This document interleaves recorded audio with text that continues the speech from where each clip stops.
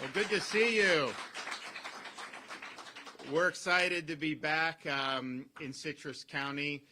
Normally, well, I take that back. I mean, we were in the area after Hurricane Idalia, helping out. Yet a lot of local folks that did a great response on that, and we did provide help there. But normally, when we come to town, we're not coming empty-handed, and so that's today is another example of that. So we've got a good announcement to help the county continue to move forward. I think we have some great potential here. I'm happy to be joined here in Citrus County by the Florida Secretary of Commerce, Alex Kelly. We also have Citrus County Commission Chair Holly Davis, Citrus County Commissioner Rebecca Bays, other officials from across Citrus County, and I'm taking a huge risk with my governorship by having and turning over the podium to Senator Blaise Ingoglia later today. They told me not to do it, but I'm going to do it. Are you willing to make a prediction on the Florida-Miami game, and what's the point spread? Point spread is 2.5. I'm going to take the Gators to win. So we'll see what happens. We were, they had the Florida State start off in Dublin. Couldn't do it against Georgia Tech. Now to have Miami, Florida start the season, I don't think this has ever happened. I can remember. So this is going to be something that hopefully will be a good game. And I can sit here. I'm going to talk about some of the great things with Florida. Number one in education now, number one in higher education, number one in education freedom, number one in economic freedom, number one overall for economy 2 years in a row by CNBC, number one lowest per capita debt, state debt in America, all these different things. And we've achieved number one in so many things, but not college football. And I don't know how long most of you lived here. Guys like me that grew up here, in the 80s and 90s, you could set your clock to it. One team from Florida would be competing for a national championship almost every year, and sometimes it was all of them competing. And back in that era, if you had a playoff then, a lot of times the Florida team who may not have been in the one key bowl game at that time, that Florida team, whether it's FSU, Florida, Miami, they would have ended up winning the playoff back then. I mean, that's just the reality. And so you had so much talent and everything. And so Florida State had one loss last year at the start-off season with a loss. We'll see with Florida. Very difficult schedule, very difficult conference. And then you have the NIL and the transfer and everything like that. It's hard to know what teams are going to be good now, because it used to be, hey, we got the junior quarterback. He's not going pro. He's coming back. This person. Now it's like, who's going to go to the transfer portal? Who are you getting in the transfer portal? And you really don't know, I think, until they start playing. So we're hoping to see some good things. But I mentioned yesterday, we did have from over in Seminole County, our Lake Mary Little League team won the entire Little League World Championship. That's pretty neat. So we're excited about continuing to move the ball forward here in Florida. I did mention some of the things that we've now made number one in. And when I was growing up 20-some years ago, nobody would have said we would be number one in education. Nobody would have said we'd be number one in higher education. We had tourism and we had agriculture, but no one would have said we would be number one in economy by CNBC. That just would not have been something that would have happened. And yet we've been able to do that. And part of it is because we get the policies right. People like Blaise and the legislature have done a great job. I mentioned the debt. Since I've been governor, all Florida history from the 1840s till I became governor, if you take the amount of debt the state accumulated, we've paid off 36% of that just since I've been in office. And we're going to continue to do more. The legislature provided funds for accelerated debt repayment. We can pay this down at cheaper prices a lot of times using different operations we can do on the open market and retire some of this. So the federal government isn't paying off any debt. They're adding debt. They're adding a lot of debt. And then in this budget, I get the budget. I had to do some line item vetoes to reduce, but we actually spent less in this current year's budget than we did last year's budget. Who is reducing spending anywhere in this country? Certainly not in Washington. They're not going to do that. But yet, even though we had a reduction in the top line spending, we had record investment in education. record increases in teacher salaries, record support for transportation and road building and infrastructure, record support for conservation and Everglades restoration and supporting natural resources. So all of that stuff is getting done that really is meaningful for a lot of people. Oh, no, by the way, we cut taxes by $1.5 billion, which is the second most in history because we did a little bit more the year before. And look, we don't have an income tax, which is great, and we never will as long as I have anything to say about it. But it's harder to cut taxes when you don't have an income tax. You just cut that top rate. We have to find. Right now, we're in the disaster preparedness tax season where you can go get the disaster supplies for tax-free.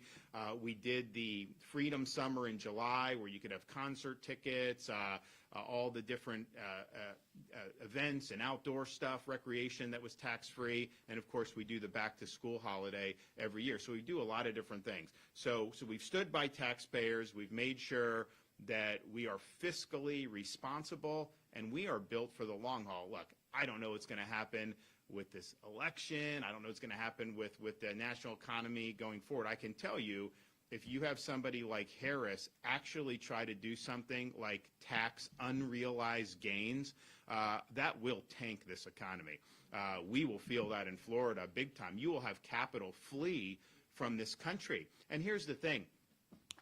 First of all, an unrealized gain, it's not even a gain until you realize it. I mean, values fluctuate, and so maybe you buy a stock, and in 2 years it goes up by 30%, but it could be down 15% from that high. It's just, this is not something, until you sell it, you don't have on the open market. You don't. So the whole thing is ridiculous, but just think about, you have something. You have a home, and there's people in Florida that had nice homes, middle-class homes that maybe 5 years ago were worth $400,000, $450,000. Now some of those are worth $700,000, $800,000 have been sold. Some of them have doubled in value. People then sell the home. Okay, that's a gain. But just staying in your home, what taxing unrealized gains would be, it'd be like, okay, your neighbor's house just sold for 25% more than what it was valued at last year. Therefore, your house is worth that much more. So you have to cut a check to the government for the amount of the gain, 25% of the gain. It is absolutely insane that would happen. Now, what like Harris and the media say, oh, well, she only wants to do this for people that are making they're worth $100 million or something. It's not for normal people. Well, first of all, what I would say, they said the same thing when they introduced the income tax 100 years ago. They said it was just for Rockefeller and Carnegie and all these people. And now, how many people that are middle class pay income tax? They pay income tax. It hits you. So I don't think that that's necessarily comfort. I think once you try to introduce a concept like taxing unrealized gains, you're really opening Pandora's box. It's a massive increase in government power to be able to basically demand tribute just for you doing nothing, just simply holding an asset. If that fluctuates up, you have to pay. If it fluctuates down, government ain't going to pay you a check, right? So it's heads they win, tails you lose. So the whole thing's ridiculous. But let's just entertain that this would only be confined to people that are worth a really lot of money. If you have somebody that's like a massive billionaire and they own billions of dollars, say, worth of stock for a company, well, if the stock goes up, then they're going to get hit for 25%. So what are they going to have to do? They're going to have to sell the stock in order to pay the tax, or some of the stock. What's that going to do to the market?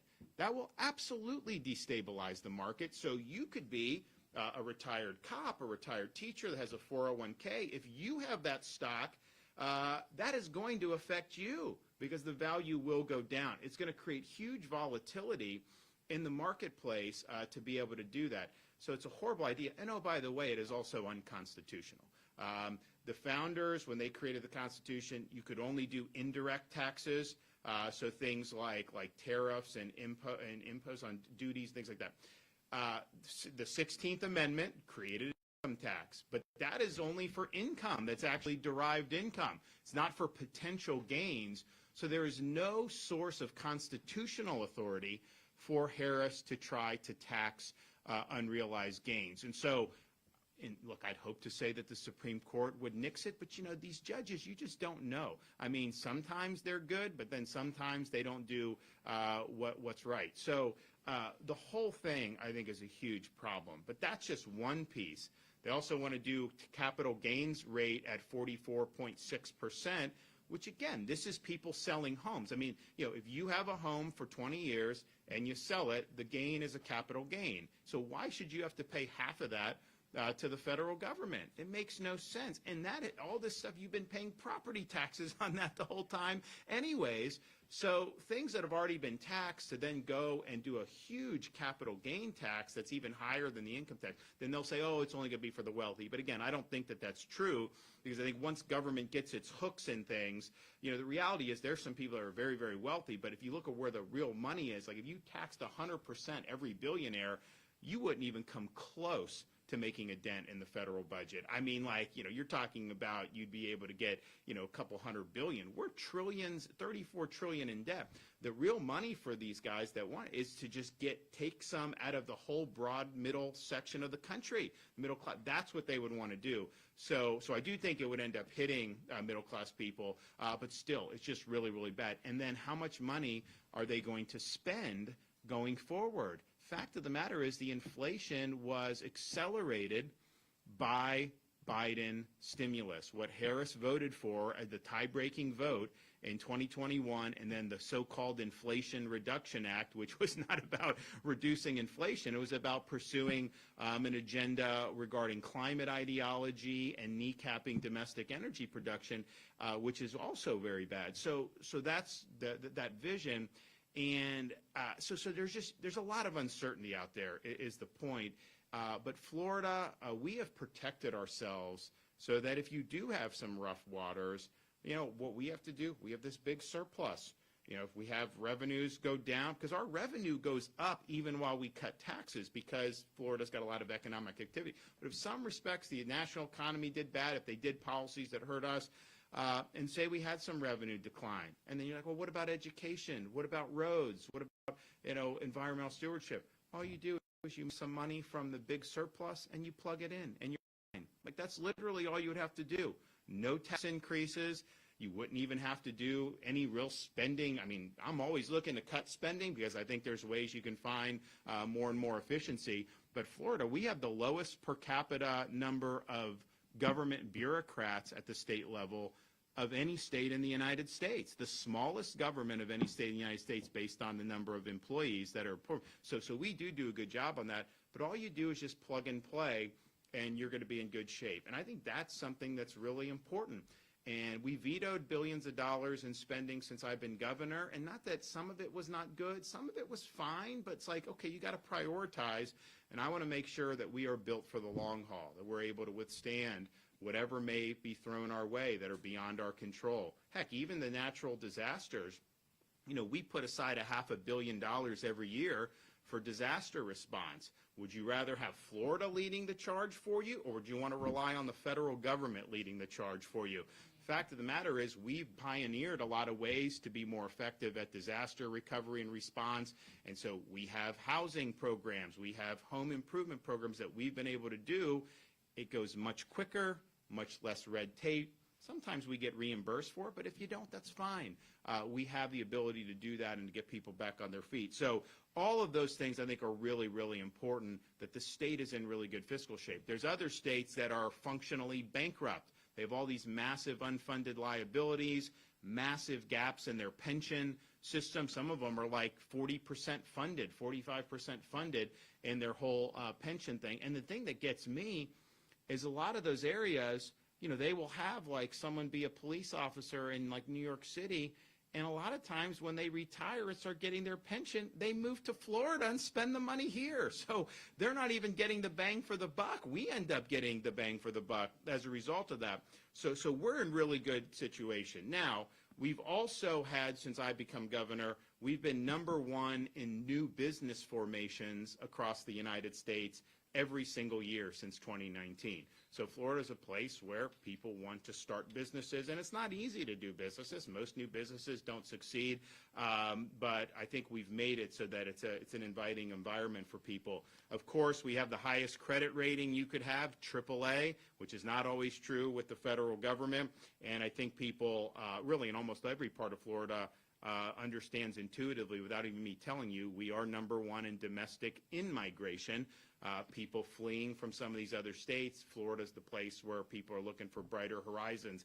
I always tell people, I'm not asking for people to move to the state. There are other governors that will beg people to move to their states like they need. I'm not doing that. We've got a lot of great people. We've got a lot of great stuff. You know, businesses that move here, a lot of times they're doing it organically. It used to be we'd have to go around the country years ago and try to persuade. Now people are persuaded already and they're doing it.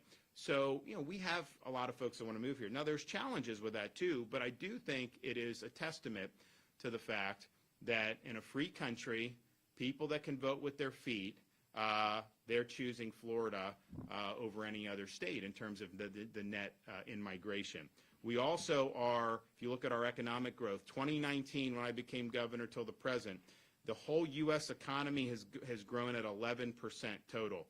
Our GDP has grown 22% here in the state of Florida. We've almost doubled economic growth throughout the rest of the country. We have also added jobs in 49 of the last 51 months since May of 2020, obviously with the COVID interruption that we had briefly. And our private sector job growth rate has exceeded the nation's as a whole for 40 consecutive months. So we're out kicking our coverage. We're doing better than the nation as a whole. We still feel the effects of these policies that we've seen out of Washington, but we've worked really hard to be able to mitigate. I mean, for example, our budget is $115 billion, $116 billion, somewhere in there. To put that in perspective, New York State has millions fewer people than we do now, and their budget's twice the size of Florida's budget. But what are they spending it on? Are their roads better than ours? No way. Are their schools better? No. Are their services more efficient? I don't know. If you needed a driver's license, would you rather do it in New York or would you rather try to get your license in Florida? I mean, Florida would be better. Unless you're an illegal alien, then you're better off in New York getting it because we won't give you one, and they probably would put you up in a hotel and give you a bunch of benefits, but that's neither here nor there. So we have a really lean, mean ship, but, you know, that is, in the overall scheme of the economy, $116 billion, that is a drop in the bucket. So in things like inflation, whether we cut spending a little bit like we did, which was right, or even if we would have increased, that is not moving the needle on inflation when the federal government is borrowing and printing trillions and trillions and trillions of dollars every year. So our philosophy has been the last few years is, okay, let's provide relief to Floridians and make sure that we're doing whatever we can. So one thing we did, and Blaze was helpful with this, we now in the state of Florida, for families who have, for baby care, no baby items are taxed anymore in the state of Florida. Diapers, wipes, cribs, strollers, anything involving baby, you get tax-free. So if you think about that over the period of how many years where they're in diapers, where they're doing this, all this stuff adds up. I mean, I can tell you, I mean, we're 7, 6, and 4 now. We went through a lot of diapers. It's expensive. And so that, just on that, you're saving. You know, when I became governor, we had our daughter had just turned 2 right after the election in 2018, and our son was 9 months when we took the oath of office. We didn't even have our 3rd yet. And so as we worked through, they got bigger. And so when we did the tax-free baby items, our youngest was basically just getting out of diapers. And I remember when we did the bill signing, I signed it. Everyone was happy. When I went home, you know, I told the First Lady, yeah, you know, we just did, you know, tax-free for all baby items to help families, you know, navigate the cost. And she just looked at me and said, why didn't you do that the first year you were governor? Well, we didn't have Biden inflation then, but nevertheless, people are saving. So we're working really hard to be able to do that, and I think it's something that's really important. Final thing I'll say before I get to the announcement is on education. We have the most affordable state university system in America for Florida residents. You know how much tuition has increased in the state of Florida at our state university since I've been governor? Zero. Not 1 penny of increase for tuition for Florida residents. Are you able to say that about universities in other parts of the country? I don't think so. Certainly there's no private universities you'd be able to say that. So you're going, the average tuition is about $6,300 for Florida residents. Our top students who have good scores, they get 100% of tuition paid for with Bright Futures. And then one rung below that, we have the 75% scholarships that you do that. And we fully funded that in the budget again. We had some people in the legislature a few years ago. We're going after Bright Futures. I'm like, no, we're going to keep that. It's important. People utilize it. It's also important to keep good students in Florida. We're competing with some of these. They just did a ranking. University of Florida ranked really high. Did you see that one, number 4? And then Wall Street Journal did one last year. They ranked University of Florida the top public university in America, which is a huge thing. So having, and we're also been very clear about what the missions of our universities are. The missions of the universities should not be indoctrination of students. It should not be imposing ideology. It should be pursuing truth, teaching our students to be able to think for themselves, and ultimately preparing all of our students to be citizens of our republic. So we embrace the Western tradition. We think that's been a lost art across higher education around the country. And so we have things like at the University of Florida, we have this Hamilton Center, where you have all these scholars that have been recruited, and this is going to end up being the premier center for the study of the Western tradition anywhere in the country. And it may already be, but it will be very soon if it's not. And so, as a parent, our mission at the university is not to undo what you've done for 18 years in terms of the values and what you've done with your kids, but to give them a good foundation for them to be able to be productive citizens and to think for themselves.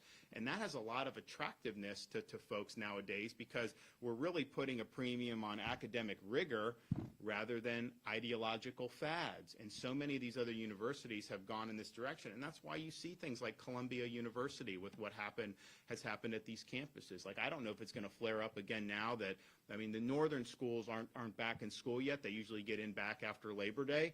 But are you going to have more Hamas protests going around? Are they going to take the janitor hostage like they did at Columbia? Are they going to burn things down? Are they going to deface buildings? Are they going to do that? If they do it, I don't think any of those universities hold them accountable. In Florida, if you do that, you will be held accountable. We're making sure of that. The inmates don't get to run the asylum. Honestly, it's a privilege to be a student at one of these universities. You don't have a right to just conduct yourself in ways that are violating the rules of the community. And for too long, there was never any accountability. I think a sense of entitlement developed among so many students. So we have that. It's affordable, and you're able to do, which I think is just something that's really, really big. So I'm very proud of that. But, and I always say this, as proud as you are, some of these rankings, as proud as you are seeing more people wanting to apply out of state, and you do know that we do have for good students out of state, if they have certain test scores, they can qualify for in-state tuition based on their grandparents' residency in Florida. So we've done that, and we've helped a lot of students out of state who have roots in Florida. And I think our goal is, if you're a really good student, we'll entice you to come, and then we'll keep you in Florida. So you do that. But I always say a 4-year brick and ivy university is not the only way to be successful in this country. It's not even the best way for many people. So we've worked really hard at workforce education. We set a goal in 2019 to be the #1 state in workforce education by 2030. We're getting there. We're getting there. And we've done huge increase in apprenticeships, huge increase in really tangible programs at our state college, throughout our state college system, but even working with the high schools. And we now, in this most recent budget, we actually have programs in middle school for vocational education. It used to be everybody would do vocational. Then they said, no, everyone's got to go to college. And that was kind of what people were saying for 20, 25 years. Well, what that's led to is that led to a lot of people go deep into debt at some of these universities, not even end up graduating, but then if they do graduate, the degree's in something like zombie studies, and so what does that end up doing? It's not, and then they end up working a job they could have at high school. So we want that pathway for people. Look, if you want to be a doctor, if you want to do certain, yes, do that. But there are a lot of great pathways where you can do very well financially if you have some of these concrete skills. So we've done everything from artificial intelligence. We've done things with aircraft mechanics. We've done things with commercial drivers, like the truck drivers, to produce more truck drivers, and it's really, really good. So one of the things we've utilized is this governor's job growth grant fund for workforce education, because I think that you can attract more investment in the state when people know that the state is committed to providing students with the types of tools needed to be able to perform in whatever industry comes our way. And so you have in the Space Coast of Florida, we have high school seniors that will get certified in aviation mechanics, and they can get hired right by Elon Musk's company, right out of high school. That's happened. Make pretty good money doing that. So we're going to continue to do workforce education with Job Growth Grant Fund. Now, today, we're bringing the Job Growth Grant Fund to Citrus County because I think the workforce is important, but there is a need to have the infrastructure that can produce growth in industry. And some places have it, some places may not. And there's a whole host of things you could do. I mean, we just did a road in the Space Coast on the other coast of Florida, to help connect the airport to this industrial center that is going to do really, really big things, but you needed that logistical piece to be able to do it. So we put in, what was it, $5 million, $5.5 million? So we put that in, build it, and do it. So this is a great fund. It's very nimble, and we're able to go and make good adjustments. And so Citrus County applied for an award under this because you have the Holder Industrial Park, which is trying to attract more and more investment. And so I'm proud to be able to say, I mean, this, first of all, Holder Industrial Park is designed, it's planned, it's shovel ready. This can be something that could make a really big impact. So we were requested to award $2.8 million through the Job Growth Grant Fund to Citrus County to help with the infrastructure in and around Holder Industrial Park, and I'm pleased to say I am here delivering that $2.8 million for Holder Industrial Park. So this has an opportunity, has the potential to help facilitate some significant return on the investment, and we want to be able to empower communities to do that. It's a beautiful part of the world right here. I think that'd be attractive for a lot of people to want to work here and want to invest here. So we're going to do that. I'm also here because we're not too far away. So last year I was down in Citrus County after Hurricane Idalia. And you had a lot of people, they focus on where the storm actually makes landfall, which was in the Big Bend section of Florida. And we actually had Debbie do the same thing this year, almost the same exact track 1 year after that. Not as powerful, but still. But, with Debbie, we had flooding in Sarasota and Bradenton, far from where the eye of the storm crossed land. And it was similar when you had the flooding in this area. The eye of the storm did not hit this area. It was 100 to 150 miles, however much north of where it ended up hit, probably about 100 miles. And but yet you had it. And so we were down helping. You had a great response. We provided support. But that Idalia, and we've been doing things to help with Idalia ever since. Well, one of the areas that was kind of ground zero, just to the right of the eye of the storm, was up in Cedar Key. And so we have something called the Rural Infrastructure Grant Program. We are going to be able to award $2.5 million through our Rural Infrastructure Fund to Cedar Key to rehab 6 sewer lift stations within the city limits, which were damaged with Hurricane Idalia. And we're also going to kick in $620,000 to the town of Cross City to perform infrastructure and water quality improvements. And again, that grows out of what's happened in the aftermath of Hurricane Idalia. I think it was, is it tomorrow, the 1-year anniversary? Yeah, I mean, so that'll be a year that they've done that. So I think this is exciting what's going to happen in Citrus County. I know we've been helpful on some things in the past. We want to continue to work together at the local and state level to provide infrastructure, workforce training. Look, we're not, I tell people, it's like the state, we're not the ones actually creating the jobs. We're creating an environment so that you can have more manufacturing and more industry, and that ultimately develops. And when you have the infrastructure, you have the workforce, then it's something that you can do very well. And so why don't we present the check? So whoever from Citrus County would like to come up and accept this, we can make it happen. Okay, come on. You too? Okay. Come on. Don, come on, you worked so hard on Holder. And Ken Cheek. Ken Cheek. All righty. You got it?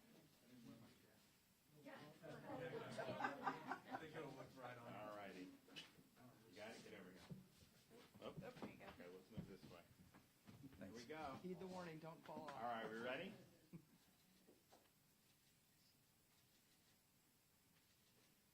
Good deal. Congratulations. All right. Thank you.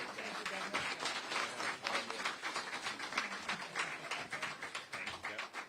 All right, we're going to hear from Alex Kelly, Florida Commerce.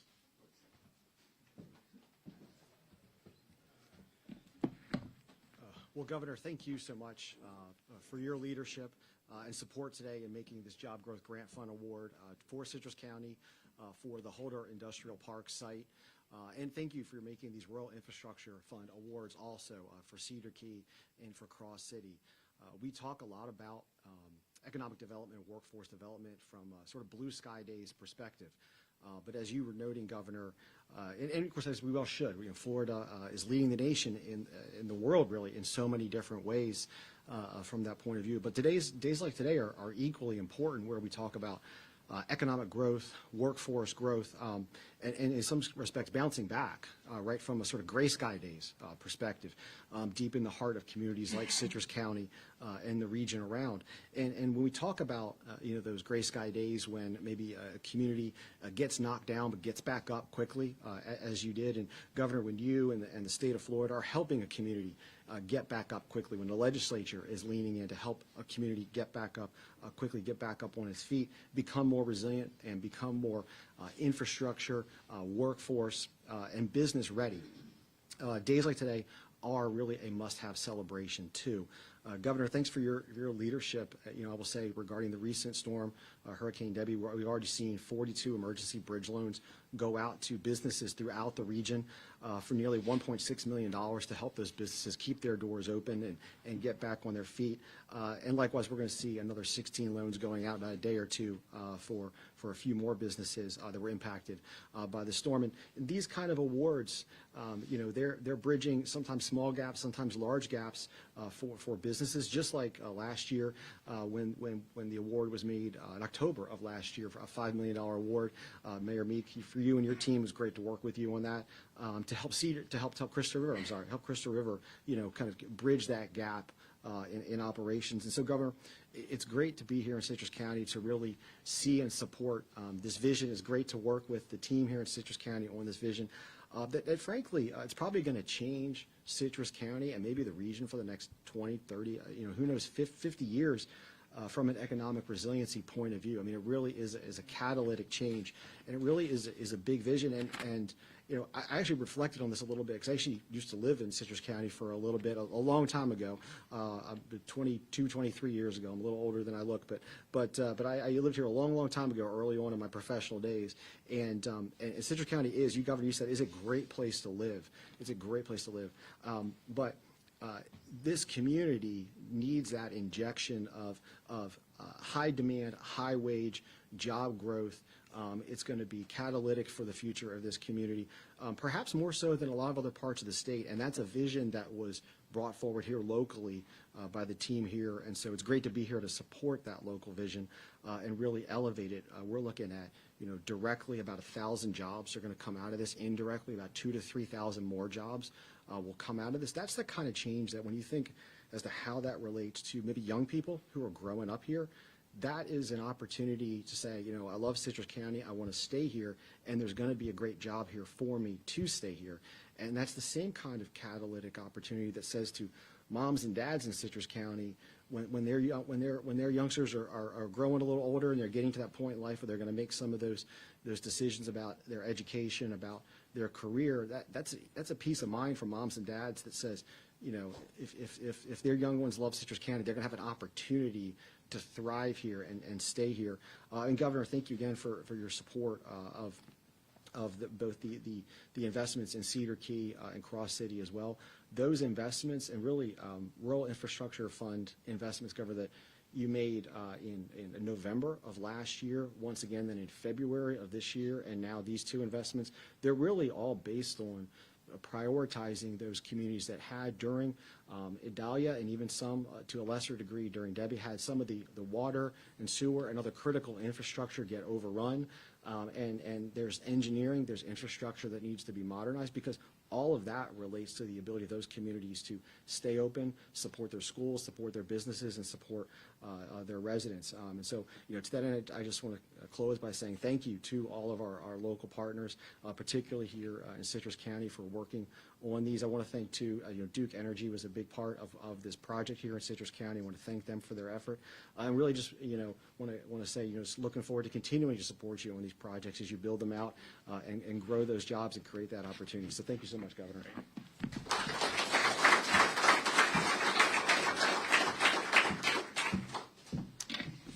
Good morning. Governor, I just want to extend our deepest gratitude to you for coming down and awarding us this grant. I think you're probably the only governor that has ever physically came to our county and given us a check, and more specific for economic development. So thank you very much. And feel free to drop one off on your way through anytime you like. We'll take it.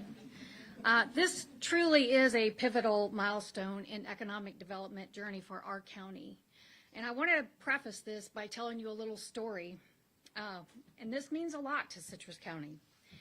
The Great Recession created a decade of economic consequences, which was some of the worst and darkest times of Citrus County. We had massive foreclosures. We laid off 250 of our staff in the county. We lost 600 of our most talented workforce. We spent down our reserves. And to put it in perspective, just this year, our ad valorem tax collections just equalized to 2008. So this little bit of help, this means a lot to Citrus County. We watch every penny we spend. We're very frugal. We do the right things. But the great part about this is what was a dim light at the end of a long tunnel now certainly gets. It's been said that perseverance is not a long race, it's a mini short race, one after the other. And in short races, over the long haul, relationships matter. And I say that relationships matter because they truly do. I can tell you, Ruaz sitting back here with Duke Energy, she was a pivotal moment back in 2012 when all this collapse happened. Duke Energy came in, they brought their site selectors to town, they identified the Holder property, and we went to work in helping plan a future for economic development in Citrus County. Don Taylor, we can certainly share some war stories. I want to thank Mark Wilson and his team at the Florida State Chamber. There's never been a time that I haven't been able to pick up the phone and call Mark Wilson on his personal cell phone and say, Mark, we're in need. We need your help. And he's there to help thread the needle and guide us where we need to go. When this journey started just recently, back in May, when we found out there was some great opportunities, I was able to pick up the phone and call Jason Mon at the Economic Department in Tallahassee. He got right on it. He came in, he met with our team in Citrus County. We went to work and developed a plan to get this grant pushed forward, and we're seeing the rewards of that here today. We also have a great team in Tallahassee with our Senator, Blaise Ngolia, Ralph Masulo, who is termed out and leaving, but I am telling you, I'm looking so forward to the next state representative, Mr. Grow in the back. And I know he's going to do great things. I also want to recognize Ken Cheek. He does our utilities. Believe me, he does a lot of work. He keeps us straight. We've been acknowledged for some of the best work in the region on our BMAP. So thank you, Ken. Once again, Governor, I'll end there, but thank you. This is very important to us, and we appreciate whatever you can do for us. Absolutely. Thank you. You sure you want to turn over the mic to me, Gov? Not really. You good? Yeah. All right. There's a reason why I am the governor's biggest cheerleaders, because I'm such a fan of what this man does. And just speak a couple to what we're seeing here and to what he's done across the state. You know, there are a lot of people, politicians, especially in stark contrast to what you're seeing in D.C. You basically have somebody running on a campaign right now, basically giving free money to everyone, basically trying to buy votes. And that's not how you're supposed to govern. You're supposed to govern by creating the environment when you're incentivizing businesses to go and do it themselves. Governor, I thank you because now we've known each other almost a decade, 6 years as governor. This man is a true believer. He is a true believer that when you create the environment, people will come. He did it during COVID in such a way that people from across the nation all wanted to move into Florida. And he's doing it with business also, not by giving freebies away to businesses. What he's doing is creating the environment where businesses can come and make it easier to open up shop and create economic prosperity, not only for their businesses, but for the surrounding community and the people that they work for. So this is what this job grant does, especially here in Citrus County. But I also want to speak to, you know, where did the money come from? The money came from a pot of money that was appropriated by the legislature because we have that commitment to doing it. This governor has a commitment. But you have to think about, we still have a pot of money there to give out to communities and counties such as Citrus County to foster economic development, but we're still cutting taxes. Heck, as a finance and tax chair, just in the past 2 years, we cut $3.2 billion out of the budget, still putting a bunch of money away, and yet we still have this pot of money and able to do these things. But there's one thing I think that is very, very important for everyone here to know, is that this governor, when he signs the budget, he goes through and makes sure that we are having the best use of our tax dollars possible. And the governor, quite frankly, could just sign the budget. I know he does it during a press conference, but the governor can just put the budget away, send out a press release and say, hey, look at all the great things that we're doing for Citrus County. Governor just doesn't send out the press releases. He shows up because he wants to see the faces in the communities that he's making an impact on. And that is a big deal. For somebody to actually show up and show everyone how much they care, this governor cares. I know firsthand. Governor, thank you for everything that you did.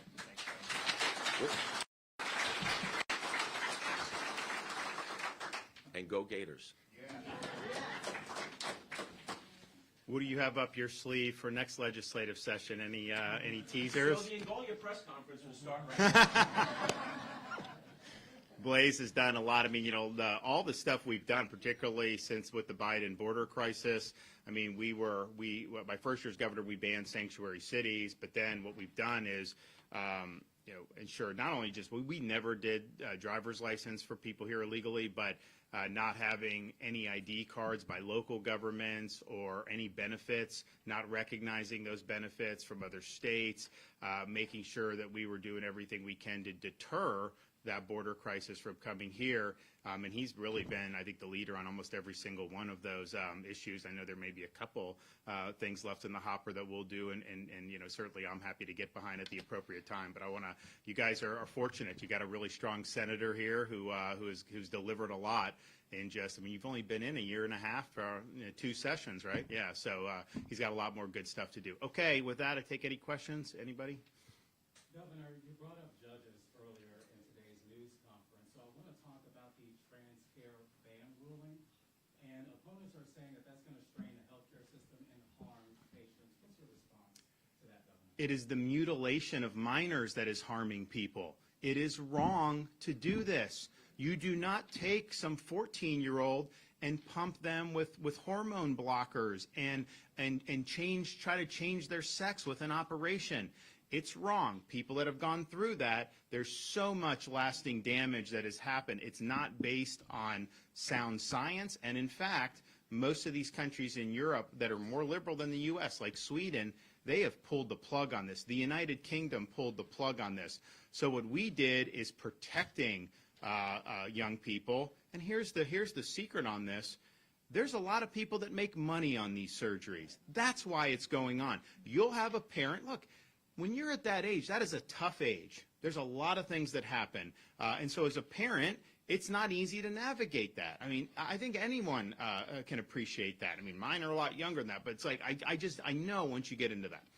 And so, you know, you want to be able to help your kid. And so you'll go to a doctor will say, this is what you have to do. You have to do this surgery to try to change their body parts. And that's based on junk science. It's based on ideology. It's causing a lot of damage to folks. And what we did was put a stop to it in the state of Florida. We're not going to be a cottage industry for the mutilation of minors. That is not happening on my watch. And what we did by doing that is to just recognize, I mean, how would we possibly say as a state that you cannot have a tattoo at age 14? You would not be able to go sit at a bar and drink beer at age 16.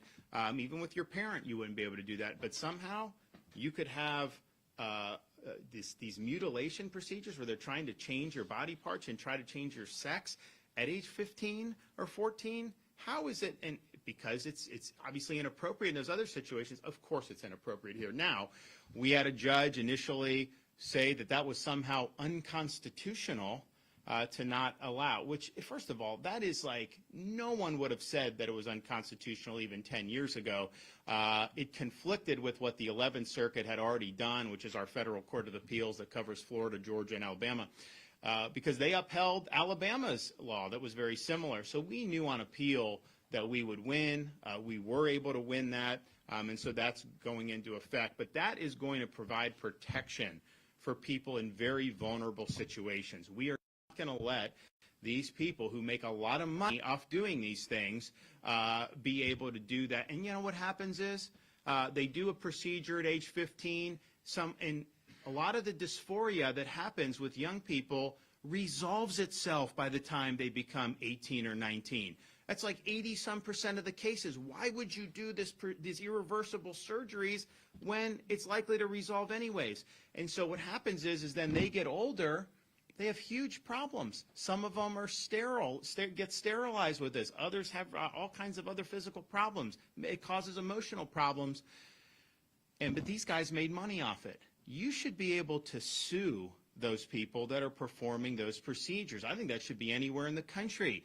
You should be able to sue for damage that is done, because I think it's a false bill of goods that's being done, and we're actually now finally starting to see courts produce or accept some of the evidence that shows that this is a bill of goods. And so I think it was a no-brainer that was upheld.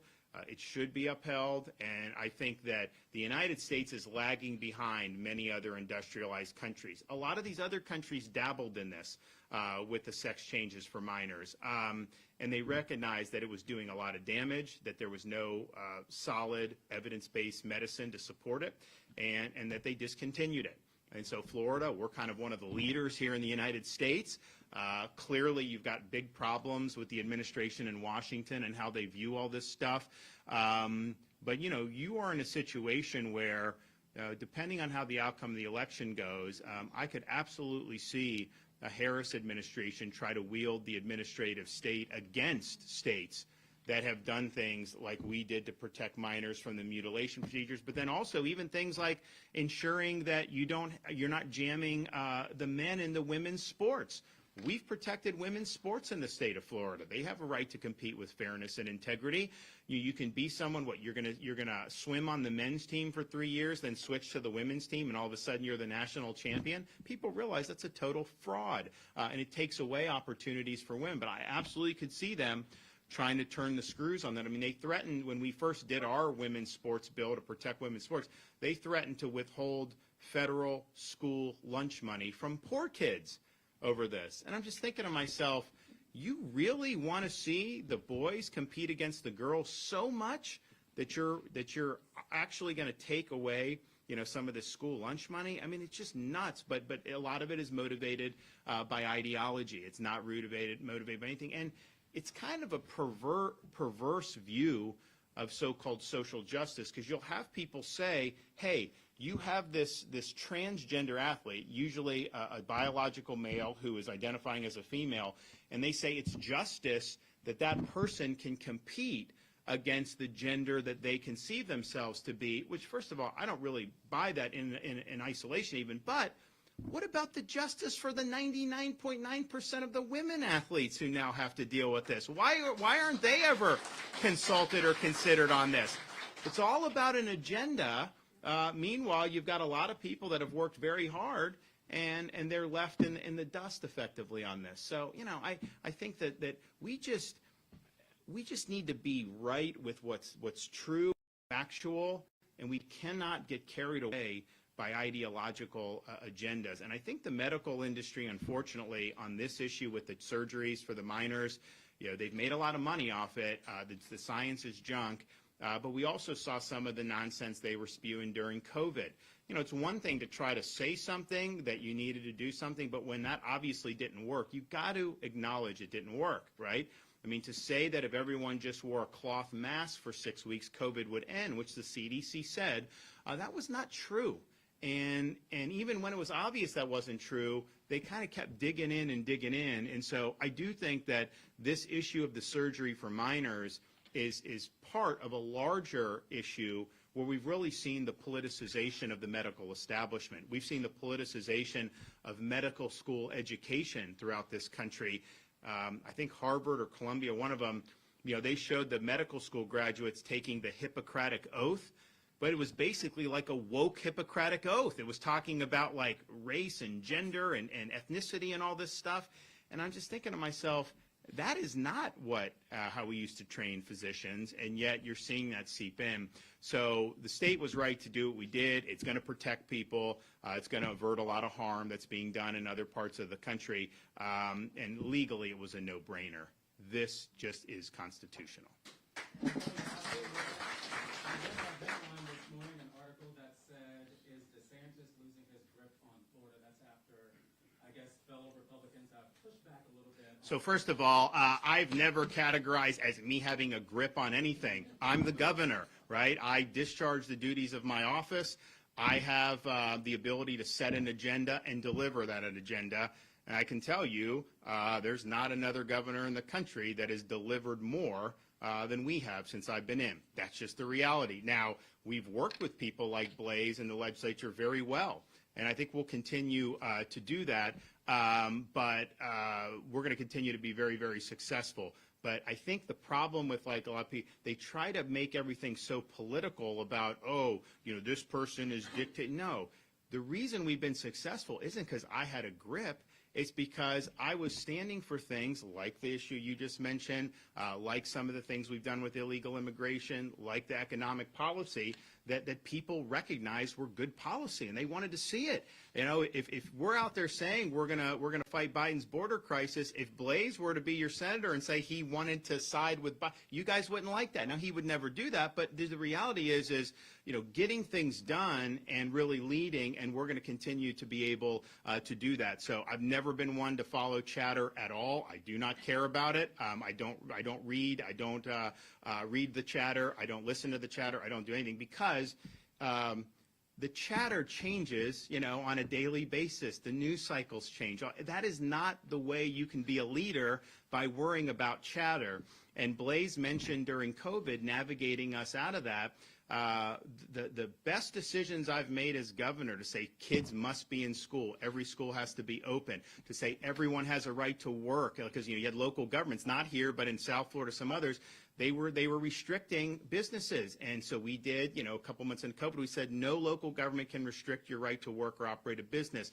You can't fine people for not wearing masks or things like that. So all those decisions that really set the foundation for Florida to boom, because we were the free state of Florida, none of those were considered popular at the time. I had quite frankly, there were a lot of Republicans who were not supportive of what I was doing. Every Republican now says those were the right decisions. At the time, that was not the case. So if you listen to chatter, you're not going to be able to get the job done. So that's not anything I do. I don't conceive of my job in those types of terms that people like to do. I can tell you we're going to continue to be very productive. We're going to be rolling out some more stuff over the next couple months. But, this is election season. There's a lot going on with that. And I think Republicans in Florida are going to do well. We're clearly going to have a supermajority in the Florida Senate of Republicans still. And I think we're going to have a really big majority in the House. I think we're over 80 some now. Now, 22 was a high water mark. I mean, that was a massive landslide, and that you saw that up and down the ballot. So we'll see how 24 plays out, but I think it's going to be a good year, and I think we're going to have an awful lot to do when the dust settles on that. So stay tuned, and I hope to be back. I don't necessarily want to have to see anybody's roads flood or homes flood. So hopefully, knock on wood, we get through. But I do know this: we prepare for that, and we're just now getting to the height of hurricane season. I think once you hit September, it's like that month is really, there's a lot of static out there. So we're prepared. We've done a lot. We did have Debbie, which was a relatively modest hurricane in terms of the wind intensity. We know that there could be stronger, more frequent ones as we get into this period. And so hopefully it doesn't happen, but we're always prepared for something major to happen. And I think there's no other way you can do it. So if you see me pop up on the Weather Channel at some point over the next 30, 45 days, you'll know that we're trying to get ahead of it and are getting ahead of it. So we'll see what happens. And then we look forward to this Florida versus Miami game on Saturday. Should be good. Thanks, everybody.